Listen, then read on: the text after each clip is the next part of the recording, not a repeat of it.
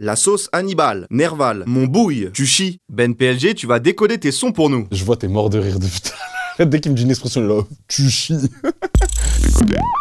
I c'est quoi? Ah, il sait quoi. C'est comme ça qu'on le dit. Tu vas croiser quelqu'un, il va faire « Wow, la paire de TN, il sait quoi ». Ça veut dire, quelque part, elle est validée et tu sais, tu disposes de la connaissance, tu vois. Ah, il sait quoi. Guise. Une guise, c'est une arnaque, tu vois. T'as voulu acheter un iPhone reconditionné et il marche pas, tu t'es pris une guise, tu vois. C'est une carotte, quoi. Un œil qui dit merde à l'autre, un frère en plante un autre depuis l'époque des cœurs dans les agendas. Un œil qui dit merde à l'autre, ça veut dire quand t'as un stigmate, en fait. Moi, c'est ma mère qui disait ça, tu vois. Et du coup, ça me faisait délirer. Et un frère en plante un autre depuis l'époque des cœurs dans les agendas. C'est juste quand on était petits, on se faisait des petits messages dans les carnets de correspondance, dans les agendas, dans les trucs. C'est comme ça que t'essayais de marquer des petits points et tout auprès des copines de la classe. Mais par contre, c'est vrai qu'on voyait déjà des dingueries, quoi. Ma biche. Ma biche. Ça, c'est un peu mon pote, quoi, tu vois. Mais c'est trop marrant parce que beaucoup de gens l'utilisent, tu vois. Et tu vas avoir vraiment les plus grandes carrières dire « Ah, c'est quoi ma biche ?» La toum. La toum, c'est la voiture. C'est notre manière de dire la gova, tu vois. Des pochettes en plastique devant les boîtes d'intérim paraît selon la prof que j'écrivais pas terrible. On l'a tous vu, ça, tu vois. Ce moment où, tu sais, tu vas juste déposer des CV ou quoi. Et du coup, tu sors de chez Watt avec la pochette en plastique, la rouge ou quoi, avec les élastiques comme ça, tu vois. Et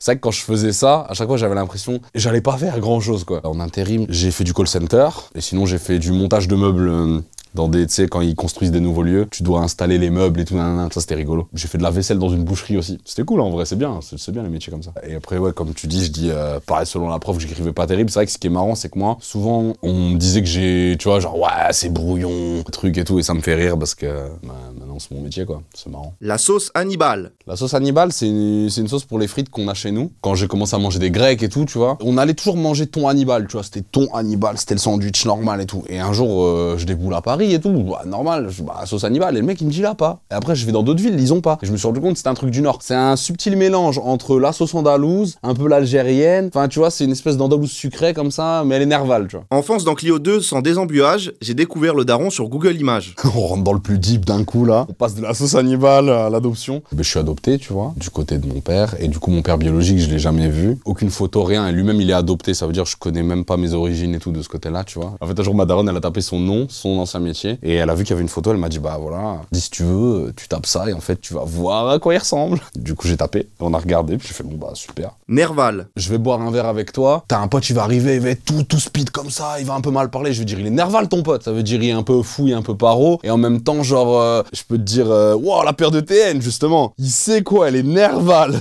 Ça veut dire, elle tue sa mère, tu vois. Elle est nerveuse, quoi. Tneket. Tneket, c'est comme nerval. Putain, la frite là, elle est tneket. Prends la sauce là, la sauce Hannibal, elle est tneket. Tu vois, ça veut dire, elle est grave, tu vois. C'est pour dire que c'est bien, quoi. Mon bouille. Mon bouille, c'est mon père. Mayoum, c'est ma mère. Mon rouille, c'est mon frère. Ma souille, c'est ma sœur, tu vois. Il disait que c'était de la faute à maman, donc je fais confiance à aucun médecin. Bah, j'ai un petit frère en situation de handicap. Et les médecins, en fait, ils avaient dit à ma mère que c'était de sa faute, si, tu vois, biologiquement, genre génétiquement, si mon petit frère était en situation de handicap. Mais c'est des niqués, tu vois. T'as une trentaine d'années, t'as un enfant en situation de handicap, donc c'est quelque chose déjà à vivre. Et puis bon, les médecins s'en battent les couilles, tu vois, ils viennent te dire, mais non, mais c'est de votre faute, madame. Et je me rappelle, ça avait bien troublé ma mère, et du coup, bah, je leur en mets une petite, tu vois, c'est important. Tout PLG. Ça, c'est une expression maison. Ben PLG, ça veut dire pour la gloire. Pour moi, pour la gloire, c'est vraiment la beauté du geste. Ça veut dire, Zidane, 2006, finale de la Coupe du Monde, il a un penalty à mettre, il peut mettre plat du pied, non, il dit Panenka. Lui, après, il va pouvoir rentrer chez lui, il va dire, putain, Nerval, la Panenka de tout à l'heure, tu vois, ça lui a fait des beaux souvenirs, quoi. Le froid du flash et du tournevis. Je remets ma main dans ma veste, je sens le froid du flash et du tournevis. Le froid du flash de Polia par exemple, tu vois. Et du tournevis, t'as un tournevis dans la veste, pas te faire un dessin, tu vois, quand t'étais paranoïaque à cause de ton flash de Polia, justement.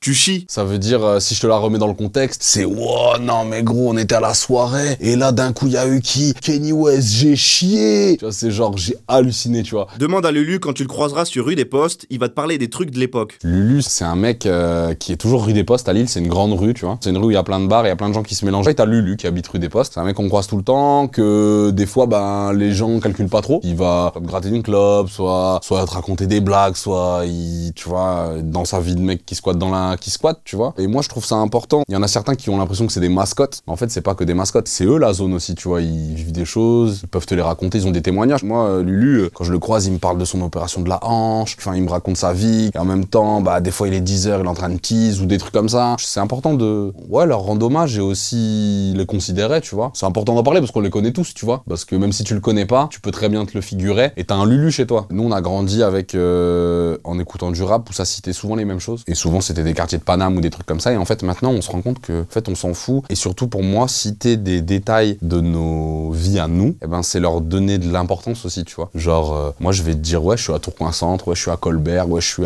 en tout cas, les endroits de chez moi, tu vois. Et en fait, c'est cool parce que, ben, on peut être fier d'où on vient. On n'est pas obligé d'attendre de dire, je suis à Châtelet-Les Halles, ma gueule. Genre, je sais pas, tu vois, c'est nos références à nous et faut être fier d'où on vient, que tu viennes de n'importe où, quoi. La chmère. La chmère, là, pour le coup, c'est pas du Nord. Mais moi, j'habitais à Metz quelques années. Et une bonne chmère, c'est juste une garo, une clope, tu vois. Toute une vie à rêver de partir ailleurs, j'ai des frissons, je dis que c'est parce qu'il caille. En fait, je me suis rendu compte il y a pas longtemps, mec. À chaque fois que j'avais des frissons, pour un truc, une émotion, je me disais, bah, j'ai froid ou quoi? Mais vraiment, j'étais dans le déni. Mais genre, tu sais, j'ai 30 ans. Je pense que j'ai passé 29 ans dans le déni. Dans ma tête, j'étais en mode, pas d'émotion, tu vois.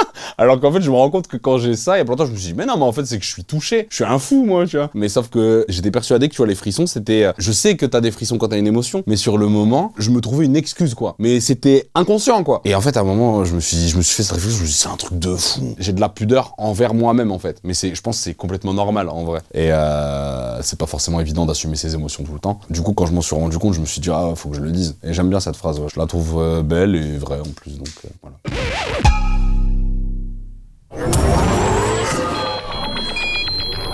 Terminé.